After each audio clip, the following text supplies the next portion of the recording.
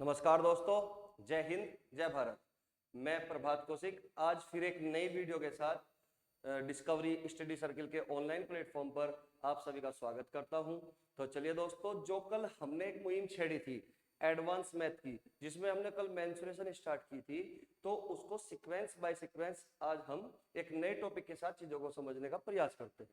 तो चलिए दोस्तों, करते हैं आज शुरू।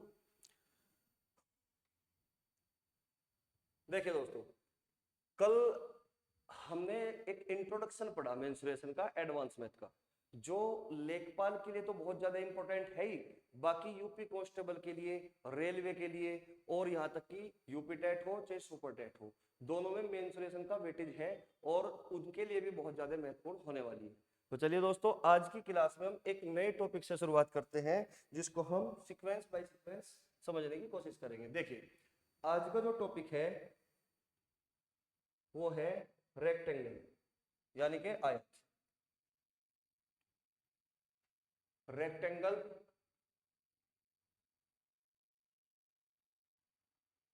यानी कि आयत।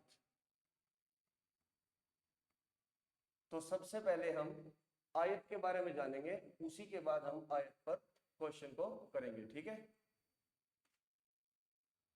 देखिए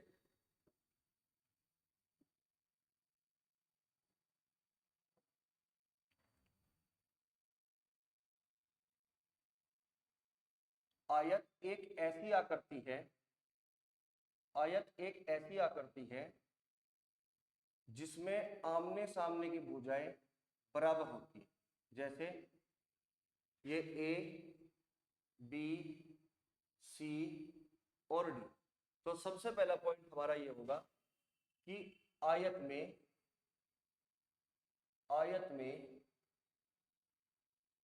विपरीत भुजाएं, विपरीत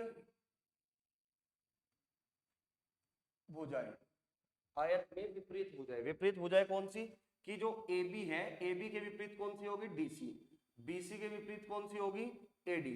तो आयत में विपरीत भुजाएं समांतर होती है और समान होती है। तो आयत में विपरीत भुजाएं एक दूसरे के समांतर और समान होती है, समान होती है। ठीक है, देखिए यहां पे जो ए बी है, तो ए बी की लेंथ अगर मैं एल मानता हूं, क्या मानता हूं? एल। तो डीसी की भी लेंथ क्या होगी? एल ही होगी, क्योंकि जो ये विपरीत भुजाएं है, ए बी के विपरीत भुजा कौन सी होगी? डीसी।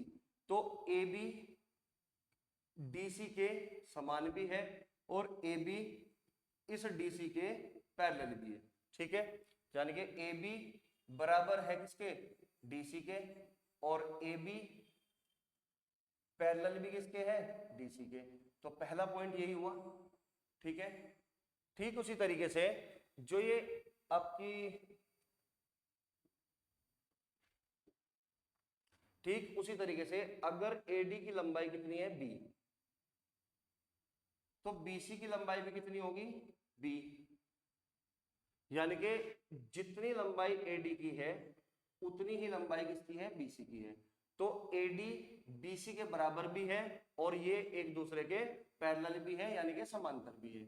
ठीक है, तो पहला पॉइंट ये कहता है कि आयत की विपरीत भुजाएं एक दूसरे के समांतर और समान होती है। ठीक है, इसी तरीके से मैं यहां लिख रहा हूं कि बीसी बराबर है किसके? एडी के। और बीसी पैरेलल है किसके? एडी के। ठीक है, ये हुआ पहला पॉइंट। ठीक है, सेकंड पॉइंट, सेकंड पॉइंट क्या होगा? सेकंड पॉइंट होगा कि जो आयत के आंतरिक कोण होते हैं, आयत के चारों आंतरिक कोण समान होते हैं। ठीक है, जैसे कि यहाँ पे angle A, angle B, angle C और एंगल डी। तो आयत के चारों आंतरिक कोण समान होते हैं, अर्थात चारों के कोण 90 डिग्री के होते हैं। ठीक है, आयत के चारों कोण समान होते हैं, समान होते हैं, अर्थात 90 डिग्री के होते हैं, 90 डिग्री के होते हैं। यानी कि एंगल ए बराबर एंगल बी बराबर एंगल सी बराबर एंगल डी, ये सभी कोण समान हैं और सभी कोण 90 डिग्री के हैं। क्लियर हुई बात यहां तक? ठीक है। उसके बाद जो तीसरा पॉइंट आता है, तीसरा पॉइंट है विकर्ण के बारे में, यानी कि डायगोनल्स के बारे में। जो आयत का डायगोनल होता है विकर्ण होता है। तो आयत का डायगोनल कौन सा होगा? एक तो एसी और एक बीडी। तो तीसरा पॉइंट है हमारा, आयत के विकर्ण एक दूसरे के समान होते हैं। आयत के विकर्ण एक दूसरे के समान होते हैं, समान होते हैं। ठीक है। यानी कि AC किसके बराबर है? AC BD के बराबर है। AC किसके बराबर होगा? BD के बराबर होगा।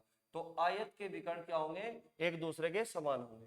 क्लियर होगी बात? आयत के विकर्ण एक दूसरे के समान तो है, लेकिन ये एक दूसरे को बराबर बराबर पॉइंट पे काटते हैं। यानी कि अगर ये पॉइंट O है तो AO की लंबाई उतनी होगी जितनी OC की लंबाई होगी, और OB की लंबाई उतनी होगी जितनी OD की लंबाई होगी। अर्थात AO बराबर OB बराबर OC बराबर OD, यानी कि समान रूप से प्रतिच्छेद भी करते हैं। कहने का मतलब ये हुआ कि AO बराबर OC बराबर OB बराबर OD। ठीक है। आयत के विकर्ण एक दूसरे को 90 डिग्री पर नहीं काटते। आयत के विकर्ण एक दूसरे को 90 डिग्री पर नहीं काटते। आयत के विकर्ण एक दूसरे को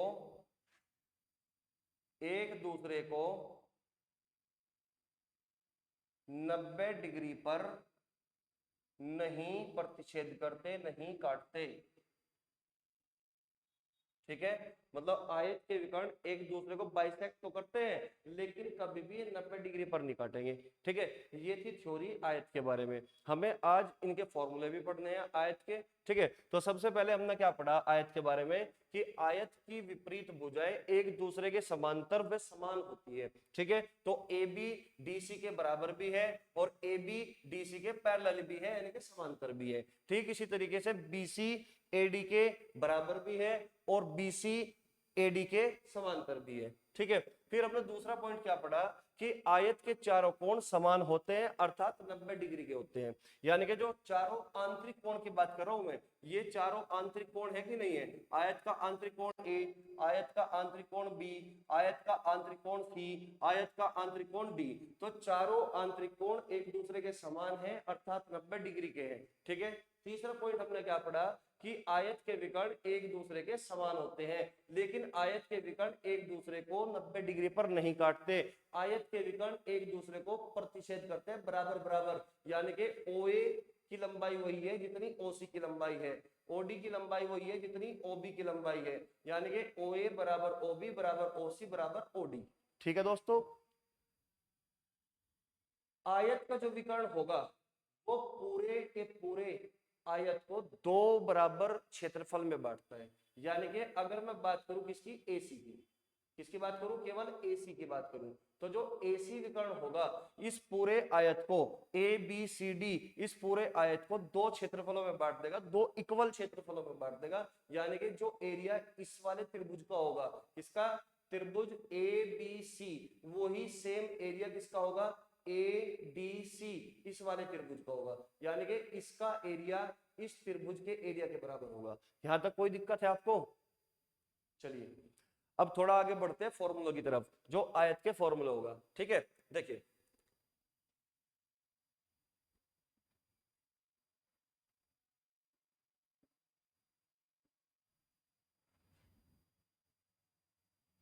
ABCD एक आयत है, ए बी सी और डी एक आयत है, ए बी की लंबाई एल है,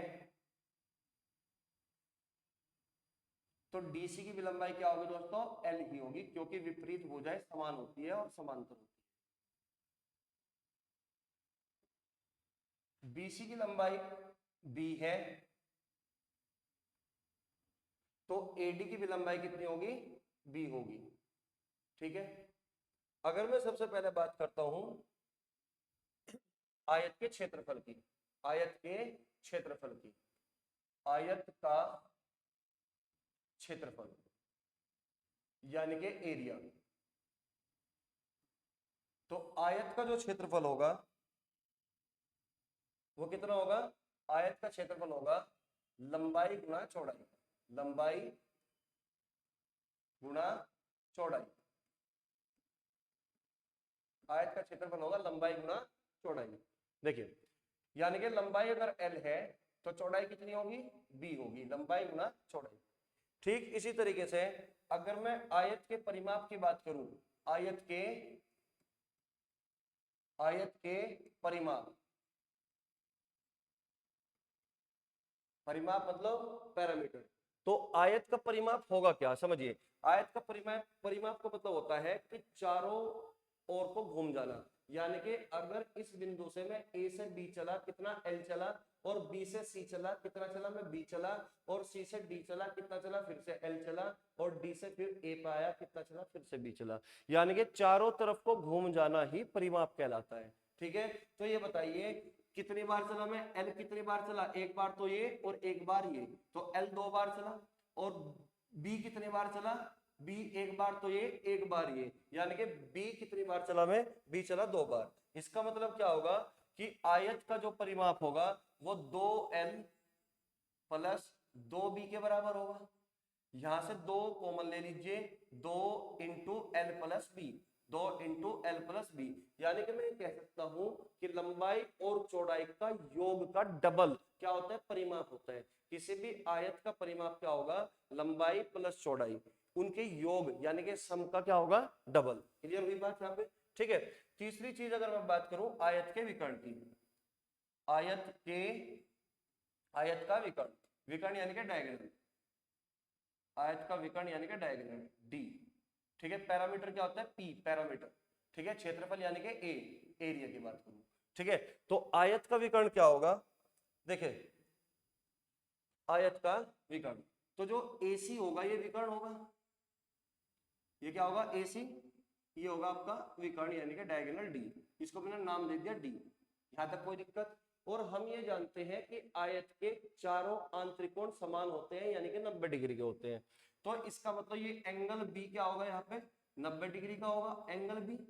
यहां तक तो कोई दिक्कत है नहीं। ठीक है, तो मुझे एक बात बताओ, कल की वीडियो में हमने ये बात पढ़ी थी पाइथागोरस थ्योरम, तो पाइथागोरस थ्योरम इस ट्रायंगल में ABC एक समकोण त्रिभुज है कि नहीं, अगर ABC एक समकोण त्रिभुज है तो पाइथागोरस थ्योरम समकोण त्रिभुज में ही लगती है, यानी कि 90 डिग्री के सामने की भुजा कर्ण कहलाएगी, यानी कि जो डायगोनल है आयत का ये किसका काम करेगा, ये कर्ण का काम करेगा। क्लियर हुई बात। तो मैं इस त्रिभुज में पाइथागोरस लगा देता हूं, यानी कि आधार का स्क्वायर प्लस लंब का स्क्वायर किसके बराबर होगा, विकर्ण के स्क्वायर के, यानी कि कर्ण के स्क्वायर के। तो डायगोनल क्या बनेगा, डायगोनल बनेगा आधार का स्क्वायर एल स्क्वायर प्लस लंब का स्क्वायर यानी कि बी स्क्वायर, इसका अंडर रूट करोगे स्क्वायर रूट करोगे तो ये डायगोनल का फॉर्मूला बनेगा, यानी कि आयत का जो विकर्ण होगा वो किसके बराबर होगा, L square plus B square का स्क्वायर रूट यानी कि अंडर रूट। क्लियर हुई बात यहां तक। ठीक है, तो ये 3 फॉर्मूले हैं आयत में। आयत का क्षेत्रफल क्या होगा, लंबाई गुना चौड़ाई, आयत का परिमाप क्या होगा 2 इंटू एल प्लस बी यानी कि लंबाई प्लस चौड़ाई के योग का डबल। क्लियर। आयत का विकर्ण क्या होगा, L square plus B square का अंडर रूट। ठीक है दोस्तों, देखिए कई बार एक क्वेश्चन डायरेक्ट बनता है एग्जाम के अंदर जिसमें क्वेश्चन में अर्ध परिमाप दिया होगा या फिर परिमाप दिया होगा, अर्ध परिमाप भी नहीं, ठीक है, और एक विकर्ण दिया होगा, तो उसमें पूछता है वो आपसे कि आयत का क्षेत्रफल क्या होगा। क्वेश्चन बनता है इस तरीके से है कि कोई आयताकार भूखंड है या कोई आयताकार खेत है जिसका परिमाप कुछ भी समथिंग हो सकता है, और उसका एक विकर्ण दिया होगा, तो क्षेत्रफल पूछता है उसका। तो उसके लिए एक छोटी सी चीज समझिए आप, ठीक है। देखिए,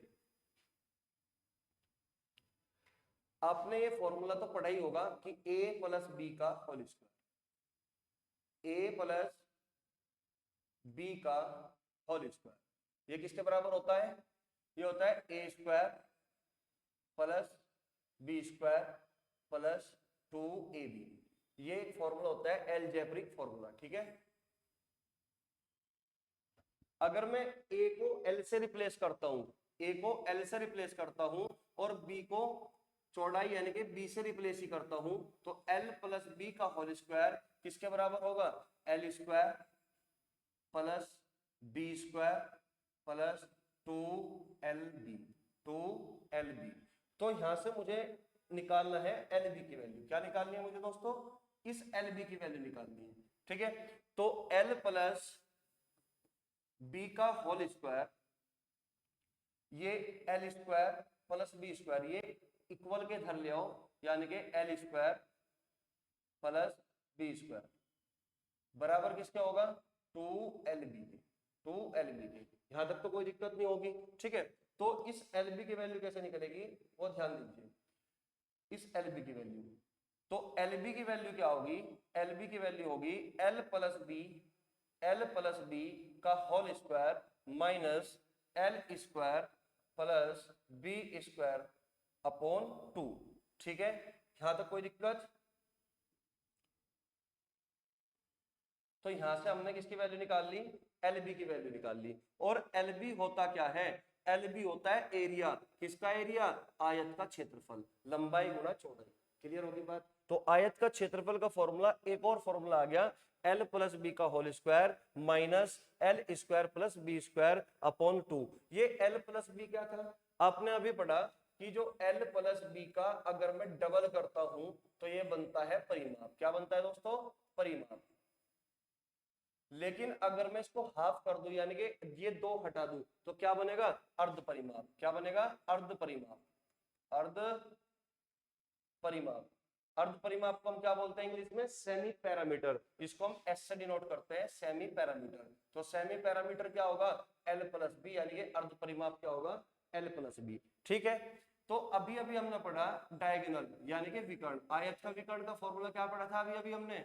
आयत के विकर्ण का फॉर्मूला हमने पढ़ा था L square plus B square का स्क्वायर रूट। ये डायगोनल का फॉर्मूला था, ठीक है। अगर मैं स्क्वायरिंग बोथ साइड कर दूं, यानी कि दोनों तरफ का वर्क करता हूं, तो ये क्या बनेगा? डी स्क्वायर बराबर L square plus B square, L square plus B square. इसका मतलब मैं ये कह सकता हूं कि जो ये L square plus B square लिखा हुआ है, इसका मतलब है विकर्ण का स्क्वायर। डी का मतलब होता है विकर्ण, यानी कि विकर्ण का स्क्वायर। और जो यहाँ पे एल प्लस बी लिखा हुआ है, एल प्लस बी का मतलब होता है अर्ध परिमाप, यानी कि अर्ध परिमाप का स्क्वायर माइनस विकर्ण का स्क्वायर अपॉन 2। ये लिख सकता हूं कि नहीं? तो मैं यहाँ पे लिख सकता हूं, देखिए, अर्ध परिमाप का स्क्वायर, अर्ध परिमाप का स्क्वायर माइनस विकर्ण का स्क्वायर अपॉन 2। तो ये भी एक फॉर्मूला आता है बल्कि इसका आयत के क्षेत्रफल का, ठीक है। तो हमने टोटल आयत के बारे में 4 फॉर्मूले पढ़े, ठीक है। सबसे पहले हमने थ्योरी पढ़ी आयत के बारे में। क्या पढ़ा सबसे पहले आयत के बारे में? पहला पॉइंट क्या था कि आयत की आमने सामने की भुजाएं, यानी कि आयत की विपरीत भुजाएं एक दूसरे के समान होती है और पैरेलल होती है, यानी कि समांतर होती है। दूसरा पॉइंट हमने पढ़ा कि जो आयत के आंतरिक कोण है वे समान होते हैं, मतलब 90 डिग्री के होते हैं, प्रत्येक 90 डिग्री का होता है, ठीक है। तीसरा पॉइंट हमने पढ़ा कि आयत के विकर्ण एक दूसरे के बराबर होते हैं, आयत के विकर्ण एक दूसरे को 90 डिग्री पर नहीं काटते, आयत के विकर्ण एक दूसरे को समान रूप से प्रतिच्छेद करते हैं, बराबर बराबर एक दूसरे को काटते हैं। क्लियर हुई बात यहां तक? ठीक है। फिर हमने लास्ट वाली चीज क्या पढ़ी थी कि आयत का विकर्ण आयत को 2 बराबर हिस्सों में बांट देगा, यानी कि 2 बराबर क्षेत्रफलों में बांटता है, ठीक है। उसके बाद हमने पढ़े फॉर्मूले। तो फॉर्मूले में हमने क्या क्या पढ़ लिया दोस्तों? फॉर्मूले में हमने सबसे पहला पढ़ा एरिया, आयत का क्षेत्रफल यानी कि एरिया। आयत का क्षेत्रफल क्या बताया था, लंबाई गुणा चौड़ाई यानी कि L इंटू बी। यानी कि अगर किसी आयत की लंबाई L है, चौड़ाई B है, तो आयत का जो क्षेत्रफल बनेगा वो लंबाई गुणा चौड़ाई बनेगा। दूसरी चीज हमने क्या पढ़ी, पैरामीटर यानी कि परिमाप, पैरामीटर यानी कि परिमाप। तो परिमाप क्या होगा दोस्तों, परिमाप का मतलब है लंबाई प्लस चौड़ाई, उनके योग का क्या करना है, डबल, यानी कि लंबाई और चौड़ाई के योग का डबल, यानी कि 2 इंटू L प्लस बी। ठीक है, यानी कि परिमाप कुछ नहीं होता, आकृति के चारों तरफ को घूम जाना ही परिमाप कहलाता है। अगर कोई त्रिभुजाकार आकृति है तो तीनों भुजाओं का योगफल क्या बनेगा, परिमाप बनेगा। अगर चार भुजाओं वाली आकृति है तो चारों भुजाओं का योगफल क्या बनता है, परिमाप बनता है। ठीक है ना, तो 2 इंटू L प्लस बी यानी कि लंबाई और चौड़ाई के योग का यानी कि सम का क्या होता है, डबल होता है, पैरामीटर यानी कि परिमाप। तीसरा फॉर्मूला हमने पढ़ा डायगोनल यानी कि विकर्ण, डायगोनल यानी कि विकर्ण। विकर्ण के बारे में हमने क्या पढ़ा, L square plus B square, इसका होता है अंडर रूट। ठीक है, उसके बाद चौथा फॉर्मूला हमने क्या पढ़ा, फिर से एरिया का फॉर्मूला पढ़ा, और एरिया का फॉर्मूला में हमने क्या पढ़ा, अर्ध परिमाप का स्क्वायर यानी कि सेमी पैरामीटर का स्क्वायर, सेमी पैरामीटर का स्क्वायर माइनस विकर्ण का स्क्वायर यानी कि डायगोनल का स्क्वायर, डायगोनल का स्क्वायर अपॉन 2। ये होता है चार फॉर्मूले आयत के अंदर। ठीक है, देख लो एक बार, चाहो आप स्क्रीनशॉट भी ले सकते हो उसका। ठीक है, तो चलिए दोस्तों, फिर आज हम कुछ क्वेश्चनों की शुरुआत करते हैं। जो हमने टॉपिक पढ़ा यानी कि जो हमने कंसेप्ट पढ़ा आयत का, इसी के बारे में हम एक थोड़े क्वेश्चन भी कर लेते हैं। ठीक है, तो चलिए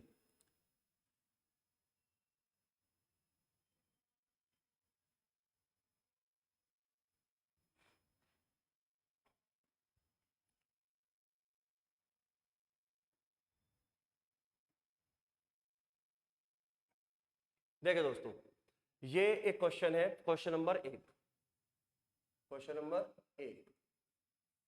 ठीक है, एक आयताकार भूखंड की लंबाई इसकी चौड़ाई के, इसकी चौड़ाई से तनी, ये तनी नहीं है, गलत लिखा हुआ है, 3 गुनी, इसकी चौड़ाई से 3 गुनी है। भूखंड का क्षेत्रफल 768 मीटर स्क्वायर, भूखंड का क्षेत्रफल क्या है, 768 मीटर स्क्वायर। ठीक है,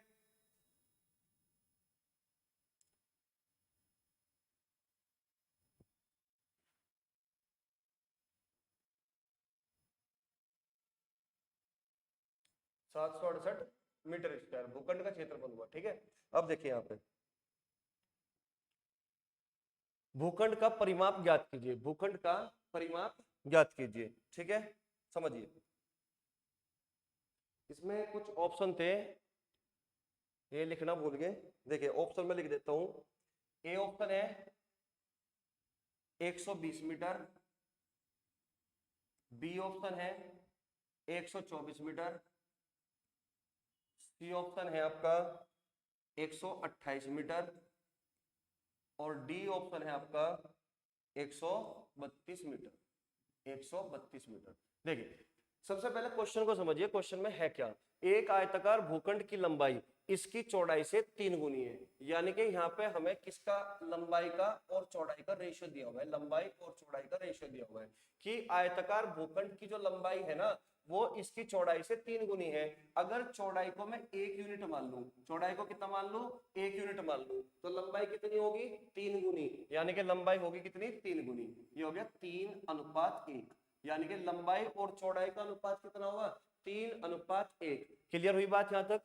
अब क्वेश्चन में लिखा हुआ है कि भूखंड का क्षेत्रफल 768 मीटर स्क्वायर है, तो भूखंड का परिमाप क्या होगा। तो सबसे पहले आपको समझना पड़ेगा कि भूखंड आयताकार है और आयत का जो परिमाप होता है वो लंबाई प्लस चौड़ाई का डबल होता है। तो लंबाई अगर 3 यूनिट है, चौड़ाई अगर 1 यूनिट है, तो 3 और 1 4, 4 का डबल कितना होगा, 8, 4 का डबल कितना होगा, 8। यानी कि मैं कह सकता हूं कि आंसर वो ऑप्शन होगा जो 8 का मल्टीपल होगा, 8 से पूरा पूरा डिवाइड होगा। आंसर वो ऑप्शन होगा जो 8 का मल्टीपल होगा। देखिए दोस्तों, ये जो 120 मीटर है, 120 मीटर 8 से पूरा पूरा डिवाइड होगा, तो इसका मतलब ये आंसर हो सकता है। इसका मतलब क्या होगा, ये आंसर आपका हो सकता है। ठीक है, 124, 124 8 का मल्टीपल नहीं है, इसका मतलब ये आंसर कभी नहीं होगा। क्लियर होगी बात। 128, 128 8 से पूरा पूरा डिवाइड होता है, इसका मतलब ये आंसर आपका हो सकता है। 132, 132 8 का मल्टीपल नहीं है, इसका मतलब ये भी आंसर नहीं हो सकता। लेकिन हम अब दो ऑप्शन में फंस चुके, या तो आंसर ए ऑप्शन है या फिर आंसर सी ऑप्शन है।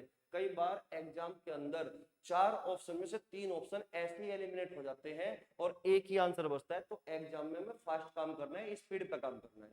तो इसलिए कभी भी पूरा सॉल्व करने की कोई जरूरत नहीं है। ठीक है, तो चलिए दोस्तों, अगर मैं लंबाई इसकी 3x मानता हूं, चौड़ाई इसकी 1x मानता हूं, तो क्षेत्रफल कितना दिया हुआ है 768 मीटर। तो लंबाई और चौड़ाई, क्षेत्रफल का फॉर्मूला क्या होगा, लंबाई गुना चौड़ाई, यानी कि क्षेत्रफल होगा आपका 3x²। तो 3x² किसके बराबर होगा, 768 मीटर स्क्वायर के, 768 मीटर स्क्वायर के। ठीक है, 3 से 3 काट दो, 3 से काट दो, 768 कितनी बार कटेगा, 3 दूनी 6। ठीक है, 3 पंजे 15, 3 छंग 18। तो x² का मान 256 आया। x² का मान कितना आया, 256। देखिए, अगर x² 256 है तो x का मान कितना होगा, x का मान होगा 256 का वर्गमूल, यानी कि 16। तो x का मान कितना आ गया, 16। तो आपसे पूछ क्या रहा था, आपसे पूछ रहा था परिमाप, और परिमाप होगा क्या, 3x प्लस 1x, यानी कि 4x का डबल। 4x का डबल कितना होगा, 8x। तो 8x की वैल्यू कितनी होगी, 8x की वैल्यू निकालनी है, तो 16 गुना x की वैल्यू कितनी आ गई, 16 गुना 8। तो 16 अट्ठे कितना हुआ, 128। तो आपका आंसर कौन सा करेक्ट होगा, 128। क्लियर हुई बात यहां तक। ठीक है, तो सबसे पहले मैंने यही देखा कि यहाँ पे हमसे पूछ क्या रहा है, आपसे पूछ रहा है यहाँ पे परिमाप। तो परिमाप के लिए सबसे पहले आपको ये समझना पड़ेगा कि आयत का परिमाप होता क्या है। आयत का परिमाप होता है लंबाई प्लस चौड़ाई का डबल, यानी कि 3 और 1 4, 4 का डबल 8, यानी कि 8 का मल्टीपल ही आंसर होगा। क्लियर है बात। लेकिन हम दो ऑप्शन में फंस चुके, इसलिए हमें क्वेश्चन को सॉल्व करना पड़ा। अगर क्षेत्रफल दिया हुआ है 768 क्वेश्चन में, तो रेशो से भी क्षेत्रफल ही निकलेगा। तो क्षेत्रफल का फॉर्मूला होता है लंबाई गुना चौड़ाई, यानी कि अगर लंबाई में 3x मानता हूं, चौड़ाई में 1x मानता हूं, तो क्षेत्रफल क्या बनेगा, 3x²। ये किसके बराबर होगा, 768 के। ठीक है, तो x² का मान कितना आया, 256। तो x का मान कितना आया, 16। क्वेश्चन में पूछा था परिमाप, क्या पूछा था, परिमाप। परिमाप क्या होगा, 3x प्लस 1x यानी कि 4x, 4x का डबल कितना होगा, 8x। 8x की वैल्यू जानना चाहता था आपसे, x की वैल्यू 16 है, तो 8x की वैल्यू कितनी होगी, 128। तो उम्मीद करता हूं कि ये क्वेश्चन आपको अच्छे से समझ में आ गया होगा। तो चलिए दोस्तों, नेक्स्ट क्वेश्चन की ओर।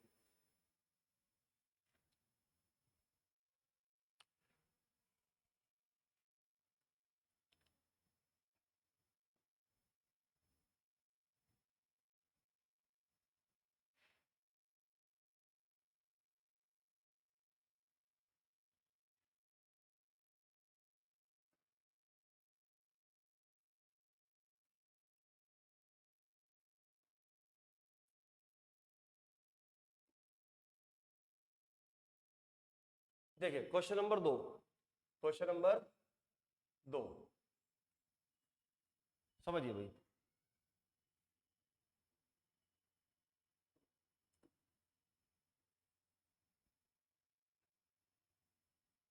क्वेश्चन नंबर 2, एक आयताकार त्रिभुज की चौड़ाई इसकी लंबाई का 1/3 है। एक आयताकार त्रिभुज की चौड़ाई इसकी लंबाई का 1/3 है, यदि भूखंड की, ये परिमिति है दोस्तों, यानी कि परिमाप है, ये गलत लिखा हुआ है। ठीक है, ये भूखंड का क्या है, परिमाप। यदि भूखंड का परिमाप क्या है, 240 मीटर हो, तो इसकी लंबाई कितनी होगी। तो आपसे जानना चाहता है कि इसकी लंबाई कितनी होगी, इसकी आयताकार, आयताकार त्रिभुज, ये भी त्रिभुज गलत लिखा हुआ है। ठीक है, आयताकार त्रिभुज नहीं होता। ठीक है, देखिए क्वेश्चन ये है सही, एक आयताकार भूखंड, यहाँ पे क्या होना था, भूखंड। एक आयताकार भूखंड की चौड़ाई इसकी लंबाई का 1/3 है, यदि भूखंड की परिमिति 240 मीटर है, तो इसकी लंबाई कितनी होगी। ऑप्शन में लिख देता हूं यहाँ पे, option A 80 metre, option B 30 metre, option C 90 metre, option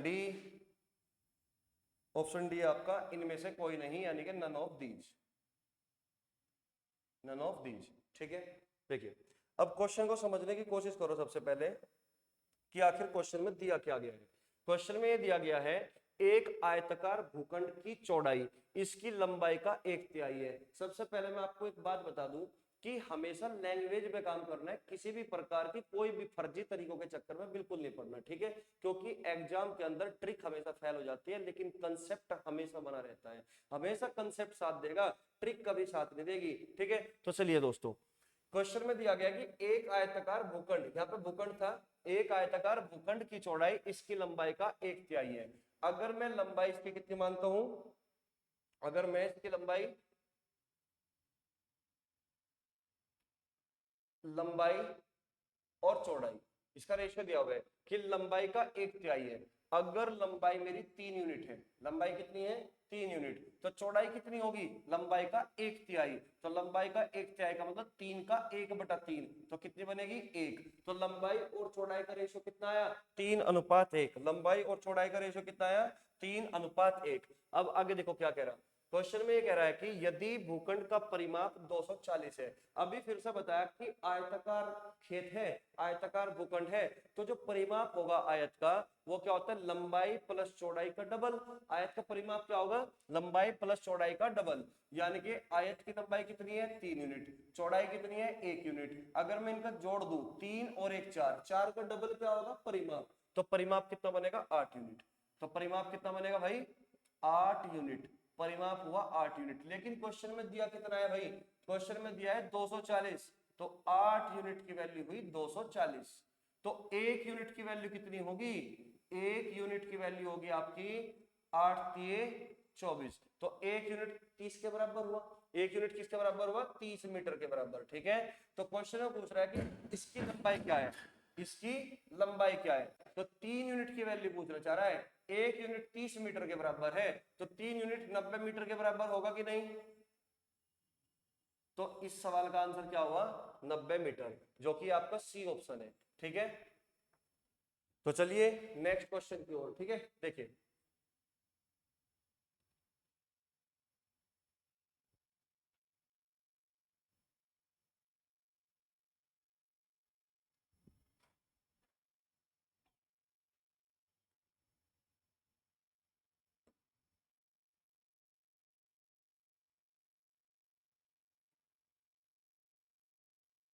देखिए दोस्तों, क्वेश्चन है क्वेश्चन नंबर 3, क्वेश्चन नंबर 3। ठीक है, समझिए क्वेश्चन नंबर 3 को। क्वेश्चन में दिया गया है कि एक आयताकार खेत के विकर्ण की लंबाई 17 मीटर है। एक आयताकार खेत के विकर्ण की लंबाई कितनी है 17 मीटर है, तथा परिमाप 46 मीटर है, तथा परिमाप 46 मीटर है, तो खेत का क्षेत्रफल कितना होगा। बहुत आसान क्वेश्चन है, डायरेक्ट फॉर्मूला बेस्ड क्वेश्चन है, और कई बार ये क्वेश्चन रिपीट भी हो चुका है एग्जाम में। ठीक है, तो समझिए, इसके पहले मैं ऑप्शन लिख देता हूं। ठीक है, क्वेश्चन नंबर 3, ए ऑप्शन दिया हुआ है इसका 112 मीटर, 112 वर्ग मीटर क्षेत्रफल पूछ रहा ना 112 वर्ग मीटर। बी ऑप्शन है आपका 120 वर्ग मीटर।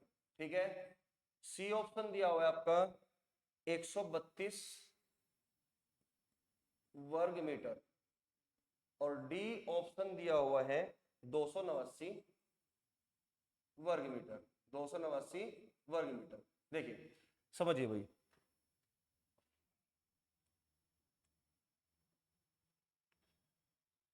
समझिए, तो अभी अभी मैंने आपको ये बताया कि आयत का क्षेत्रफल एक तो होता है लंबाई गुना चौड़ाई, लेकिन मैंने आपको एक फॉर्मूला और बताया था कि कई बार ऐसा भी क्वेश्चन एग्जामिनर पूछता है जिसमें आपको एक विकर्ण देगा और उस आयताकार खेत का परिमाप देगा, तो उसके लिए आपको डायरेक्ट फॉर्मूला क्या बताया था मैंने अभी कि एरिया का जो डायरेक्ट फॉर्मूला होगा वो क्या होगा, एरिया बराबर सेमी पैरामीटर का स्क्वायर, सेमी पैरामीटर का स्क्वायर यानी कि अर्ध परिमाप का स्क्वायर, माइनस डायगोनल का स्क्वायर यानी कि विकर्ण का स्क्वायर, विकर्ण का स्क्वायर बटे दो।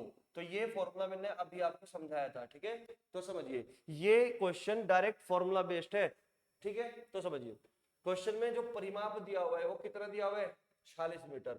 अगर परिमाप हमारा 46 मीटर है तो अर्ध परिमाप कितना होगा, परिमाप का आधा यानी कि 46 का आधा कितना हुआ 23, तो 23 का स्क्वायर कितना होता है 529, 23 का स्क्वायर कितना होता है 529 माइनस डायगोनल यानी कि विकर्ण, और विकर्ण की वैल्यू कितनी दी हुई है यहाँ पे, विकर्ण की वैल्यू दी है आपको 17 मीटर, तो 17 का स्क्वायर कितना होगा 289, 17 का स्क्वायर कितना 289 अपॉन 2, तो यहां से क्या निकलेगा इसका एरिया यानी कि क्षेत्रफल, ठीक है। तो ये हुआ कितना भाई 240, 529 माइनस 289 कितना बनेगा 240 अपॉन 2, तो कितना हुआ आंसर 120 वर्ग मीटर, 120 वर्ग मीटर। तो कौन सा ऑप्शन आंसर है आपका बी ऑप्शन। क्लियर हुई बात यहां तक, ठीक है। तो देखिए दोस्तों नेक्स्ट क्वेश्चन की ओर बढ़ते हैं फिर। चलिए क्वेश्चन नंबर 4, क्वेश्चन नंबर 4 होगा आपका ये वाला, किसी भी क्वेश्चन में ऑप्शन नहीं लिखे हुए हैं, ठीक है, मैं लिख रहा हूं, ठीक है।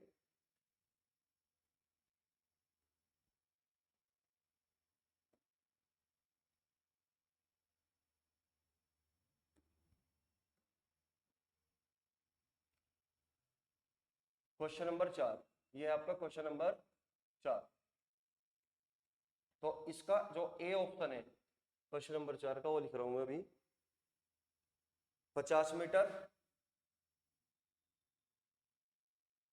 बी ऑप्शन है आपका 100 मीटर। सी ऑप्शन है आपका 150 मीटर और डी ऑप्शन है आपका 200 मीटर, 200 मीटर, ठीक है। तो समझिए क्वेश्चन क्या है, एक आयताकार खेत की लंबाई तथा चौड़ाई का अनुपात 5:3 है, ठीक है। आयताकार खेत की लंबाई और चौड़ाई का अनुपात कितना दिया हुआ है आपको 5:3, ये हुआ 5:3, ठीक है। यदि इसके चारों ओर, यहाँ पे और आना था, चारों ओर 7.5 रुपए प्रति मीटर की दर से, 7.5 रुपए प्रति मीटर की दर से तार लगाने का खर्च, देखिए ये जो दिया हुआ है ना आपको, इसके चारों ओर, यहाँ पे मिसप्रिंट है, ठीक है, इसके चारों ओर की बात जब भी करता है तो मैंने अभी अभी आपको बताया था चारों ओर, परिमाप का मतलब ही चारों ओर को घूम जाना है। तो अगर ये क्वेश्चन में ये कह रहा है ना इसके चारों ओर, तो तुरंत एकदम समझना है कि परिमाप की बात कर रहा है, ठीक है। यदि इसके चारों ओर 7.5 रुपए प्रति मीटर की दर से तार लगाने का कुल खर्च 3,000 रुपए हो तो इसकी लंबाई तथा चौड़ाई में अंतर क्या होगा, तो इसकी लंबाई तथा चौड़ाई में अंतर क्या होगा। तो लंबाई अगर 5 यूनिट है और चौड़ाई अगर 3 यूनिट है तो लंबाई चौड़ाई के बीच में जो अंतर होगा वो आपका 2 यूनिट होगा। तो ऑप्शन में सारे के सारे ऑप्शन 2 से कटने वाले हैं, तो ऑप्शन तो एलिमिनेट हो नहीं सकता, ठीक है। तो चलिए, तो हमें पूरा का पूरा फोकस, हमारा पूरा टारगेट क्या है, हमारा उस 2 यूनिट की वैल्यू निकालना, ठीक है। समझिए, तो क्वेश्चन में दिया हुआ है एक लंबाई और एक चौड़ाई, इनका जो रेशियो दिया हुआ है वो कितना है 5:3, तो लंबाई चौड़ाई का अनुपात कितना हुआ दोस्तों 5:3, ठीक है। अगर क्वेश्चन में चारों ओर की बात कर रहा है इसका मतलब ये परिमाप की बात कर रहा है, ठीक है। तो परिमाप की बात कर रहा है 7.5 रुपए प्रति मीटर की दर से तार लगाने का कुल खर्च कितना दिया 3,000 रुपए, कितना 3,000 रुपए, यानी कि 1 मीटर पर जो खर्चा आया वो 7.5 रुपए का खर्चा है। तो 3,000 रुपए का जो खर्चा आया वो कितने मीटर का होगा, मुझे ये निकालना पड़ेगा। तो दोस्तों 3,000 रुपए का जो खर्चा आया वो कितने मीटर पे आया, 1 मीटर पर खर्चा आया 7.5 रुपए का, 1 मीटर पर खर्चा आया 7.5 रुपए का, 1 मीटर पर खर्चा कितना आया 7.5 रुपए का, ठीक है।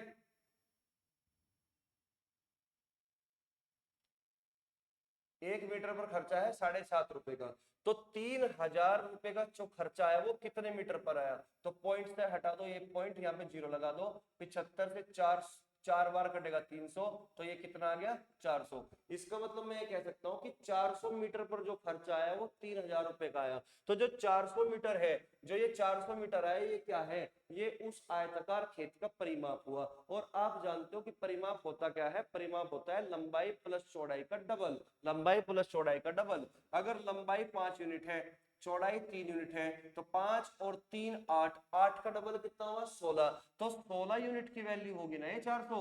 तो 16 यूनिट की वैल्यू कितनी 400, तो 1 यूनिट की वैल्यू निकाल लो यहां से आप। तो 1 यूनिट की वैल्यू कितनी होगी, 16 दूनी 32, 16 पंजे 80, तो 1 यूनिट की वैल्यू हुई 25 मीटर। ठीक है, तो आपसे पूछना ये चाह रहा था कि लंबाई और चौड़ाई के बीच में अंतर कितना है, तो लंबाई और चौड़ाई के बीच में अंतर है 2 यूनिट का। तो 1 यूनिट की वैल्यू अगर 25 है, तो 2 यूनिट की वैल्यू कितनी होगी 50। ठीक है, 2 यूनिट की वैल्यू कितनी होगी 50 मीटर। एक पेंसिल अगर 25 रुपए की आती है, तो 2 पेंसिल 50 की आएगी कि नहीं। ठीक है, तो 1 यूनिट की वैल्यू 25, तो 2 यूनिट की वैल्यू 50 मीटर। तो आंसर हुआ आपका ए करेक्ट। ठीक है, एक और क्वेश्चन करते हैं, फिर उसके बाद हम क्लास को अंत करते हैं। ठीक है, देखिए क्वेश्चन नंबर 5।